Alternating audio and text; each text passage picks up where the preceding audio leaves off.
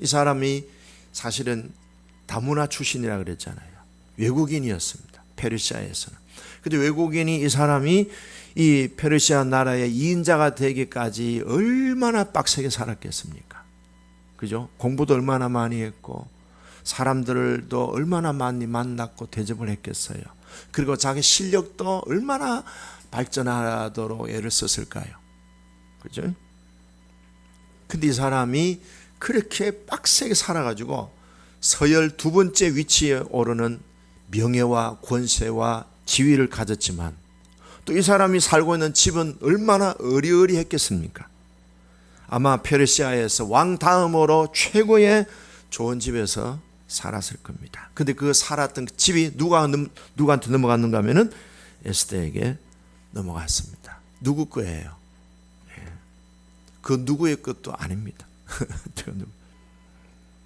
에스더도 이 집에서 살지만은 영원히 에스더도 이 집을 자기 소유로 할 수도 없는 거죠. 자, 그렇게 인생을 치열하게 살아왔던 하만의 집이 에스더에게 넘어갔습니다. 왕이 에스더에게 넘겨버렸습니다. 그 다음에 2절에 보시면은 왕이 하만에게서 거둔 반지를 빼가지고 이번에는 모르드게에게 주었습니다. 이 반지는 보통의 반지가 아니잖아요. 오늘 우리 8절 읽었습니다만 이 반지는 도장입니다. 도장. 요새 우리말로 하면은 인감도장.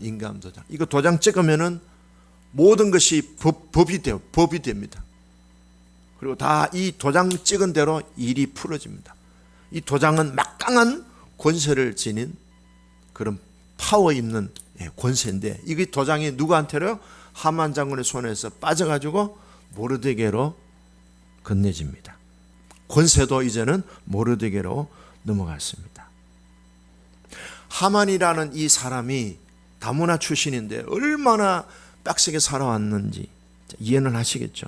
근데 이분이 쌓아놓았던 모든 재산과 모든 권세가 다 지금 어디로 넘어갔습니까? 에스더와 모르드게로 넘어갔습니다. 주인이 따로 있었던 겁니다. 그래서 잠언 13장 22절에 보면은 죄인의 재물은 의인을 위하여 쌓이느니라.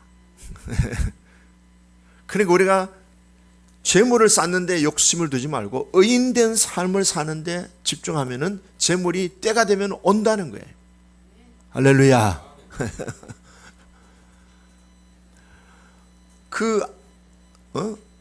악한 사람들이, 못된 사람들이 막 돈을 엄청 모으잖아요. 그죠?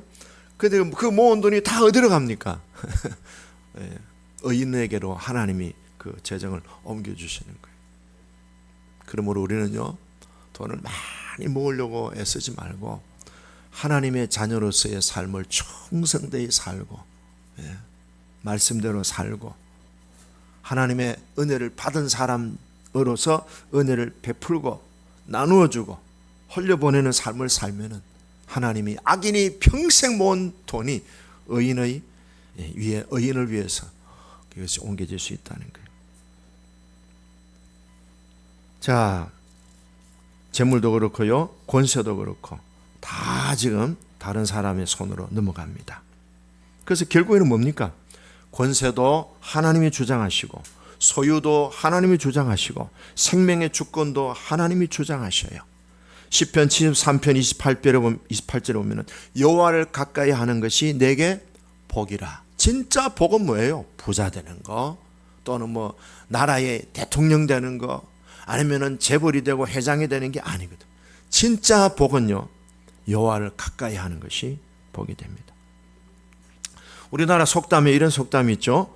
돈을 잃는 것은 조금 잃는 것이요, 명예를 잃는 것은 많이 잃는 것이지만 건강을 잃는 것은 모든 것을 잃는다 그랬어요.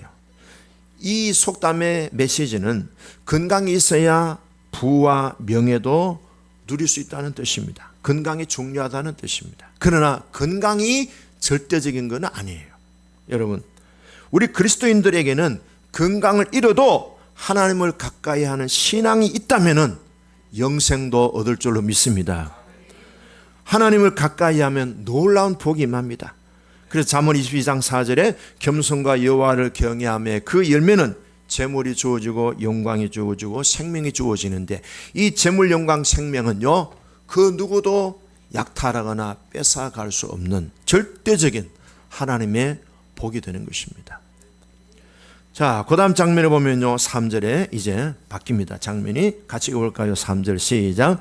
에스더가 다시 왕 앞에서 말씀하며 왕의 발 아래 엎드려 아각 사람 하만이 유다인을 해하려 한 악한 꾀를 제거하기를 울며 구하니 그랬어요. 지금 하만은 죽었지만은 하만이 이미 법령을 공포한 그 법은요 지방으로 계속 지금 전달이 되고 있는 상황이에요. 모르드게하고 에스더는 지금 건진받았어요. 문제에서 해결이 됐어요. 권세도 얻고 하만의 집도 에스더가 소유하게 됐습니다. 근데 문제는 뭐예요? 우리만의 행복이 아니고 우리 민족 전체, 우리 친척들이 지금 12월 13일 날 D-Day가 돼서 다 대학살이 이루어지는 날이 점점 다가오는 거예요. 그래서 에스더가 왕 앞에 가서 간절히 울면서 엎드려 절하면서 소원을 얘기합니다. 무슨 소원이겠어요? 왕이 평소에 이런 말을 했습니다. 네 소원이 뭐냐? 무엇이든지 원하는 대로 다 들어주겠다. 나라의 절반이라도 너에게 주겠다. 에스더가 왕에게 나라의 절반을 달라고 했을까요? 아니면 부귀영화, 아니면 왕한테 더 큰 사랑, 더 큰 행복, 더 큰 권세, 더 큰 명예를 달라고 했을까요? 아니에요. 6절에 보면 나오죠. 내가 어찌 내 민족이 화당함을 보며 참아 보며 내 친척의 멸망함을 참아 보리까. 내 민족과 내 친척이 지금 멸망 직전에 있는데 내가 나라의 절반을 얻으면 무슨 소용이 있겠고 내가 왕에게 더 큰 사랑을 받고 더 큰 행복을 누리면 무슨 소용이 있겠느냐. 내 친척과 내 민족이 멸망해서 구원받기를 간절히 원합니다. 그렇게 에스더가 왕 앞에 요청했습니다. 만약에 우리에게 네가 한 가지 원하는 소원이 있다면 내가 들어줄게 하면은 우리는 하나님께 뭘 달라고 할까요? 신랑 바꿔주세요 이럴까요? 아니면 우리 아들 재벌되게 해주세요 이렇게 기도할까요? 내 한 목숨 바쳐야 한다면 무엇에 목숨을 바칠 수 있을까? 성경에 쭉 예를 보니까 성경에 솔로몬이 1천 번제를 드렸을 때 하나님이 솔로몬의 번제를 받으시고 솔로몬에게 네 소원이 뭐냐? 네가 뭘 원하느냐? 내가 너한테 뭘 줄까? 그랬더니 솔로몬이 뭘 달라 그랬어요? 돈을 달라 그랬어요? 뭐 여자를 더 달라 했어요? 아니면 집을 더 좋은 집을 달라 그랬겠어요? 그렇죠. 지혜를 달라 그랬어요. 근데 조금 더 그 내용을 조금 더 구체적으로 살펴보면요. 그 지혜가 뭐라고 되어 있는가 하면 듣는 마음이라 그랬어요. 듣는 마음.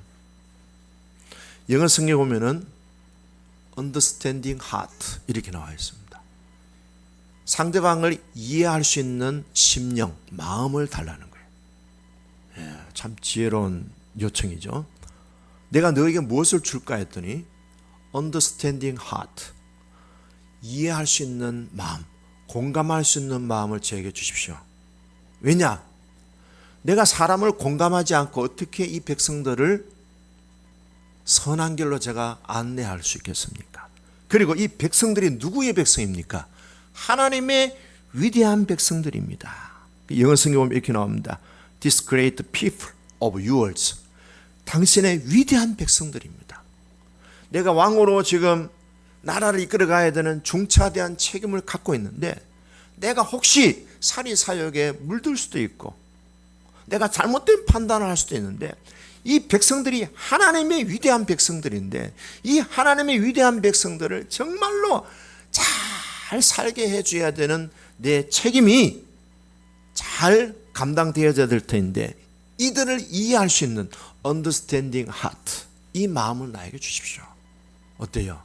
하나님께서 솔로몬의 그 얘기를 들으시고 하나님이요 뿅 갔어요. 어떻게 했다고요? 뿅 갔어요.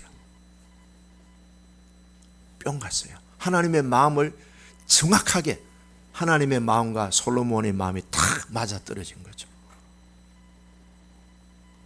우리 자녀들이, 부모님들이 자녀들을 키울 때 자녀들이 대답을 할 때 마음에 딱 맞아 떨어지는 게 있잖아요. 한 번은 이제 예성이하고 예찬이 데리고 올라가는데 예성이가 태권도에서 선생님이 과자를 하나 줬대요.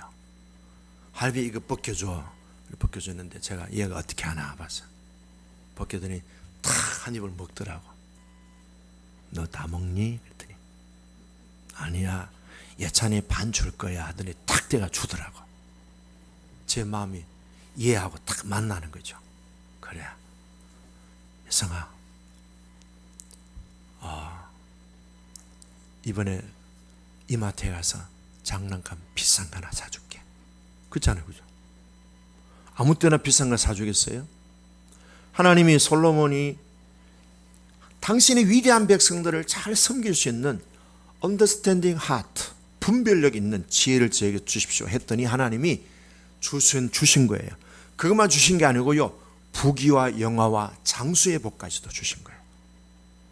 그러니까 하나님과의 관계가 딱 하나님의 마음과 우리의 마음이 딱 이렇게 만나게 되면요, 다 주셔요. 하나님이 어찌 구하는 자에게 더 좋은 것을 주시고 성령을 선물로 주지 않겠느냐. 우리의 이런 하나님 앞에 나아가는 모습들이 정말 하나님의 마음과 만나는 그런 만남 모습이 되기를 주의 이름으로 축복합니다. 바울은 뭘 소원했겠어요? 바울은 내 민족이 구원받기를 원합니다. 모세도 그랬어요. 내 민족이 구원받기를 원합니다. 다윗은 뭘 소망했습니까? 아무것도 원치 않습니다. 오직 원팅, 한 가지, 하나님의 성전에서 영원토록 주님을 사모하고 주님을 사랑하는 그것을 나는 원합니다. 그래서 예수님의 소원은 무엇이었어요? 예수님이 성천하시면서 제자들에게 마지막 주신 미션이 뭐예요? 너희들은 모든 족속을 제자로 삼고 아버지와 아들과 성령 이름으로 세례를 주고 제자를 삼아라. 자, 주님이 우리에게 묻습니다. 네 소원은 뭐냐? 주님이 나에게 소원을 물었을 때 나는 어떤 소원을 말할까요? 행복을 달라 하실까요? 아니면 아파트 조금 큰 거 새로운 거 하나 주시면 좋겠다. 어떤 소원입니까? 모쪼록 하나님과 내가 만나는 아름다운 그런 뭐예요? 만남의 은혜가 있기를 바래요. 그 다음에 내용을 보면요,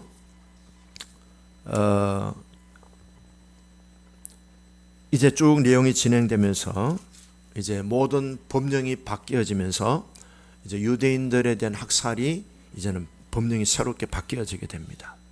그러면서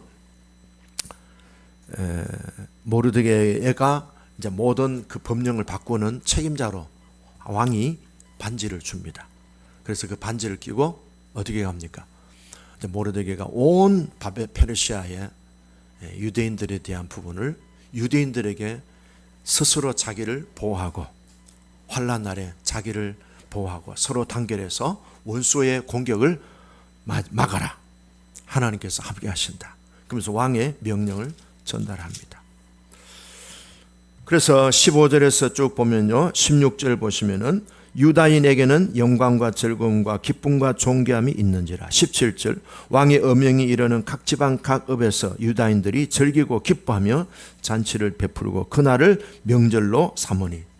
죽음의 날이 어떤 날이 됐습니까? 기쁨의 날이 됐고요, 환난의 날이 변하여 축복의 날이 됐고요, 그날 통곡하고 애곡하는 날이 뭐예요? 잔치하는 날이 됐습니다. 운명이 바뀌어졌습니다. 그 운명은 어떻게 됩니까? 하나님의 손에 그 운명이 달려져 있습니다. 그래서 오늘 본문을 통해서 우리들에게 주는 결론이 뭡니까? 우리가 추구할 것은 지위나 부유함이나 아니면은 우리 자신의 어떤 개인의 행복이 아니고 하나님이 모든 것을 주장하신다는 사실을 믿고 하나님을 가까이 하는 것이 우리의 최고의 축복에 이르는 비결인 것을 볼 수 있습니다. 이번 한 주간 동안 하나님을 사랑하는 뜻도 집중하십시오. 하나님을 가까이 하는 것이 복이고 하나님을 사랑하는 것이 하나님께 사랑받는 비결입니다.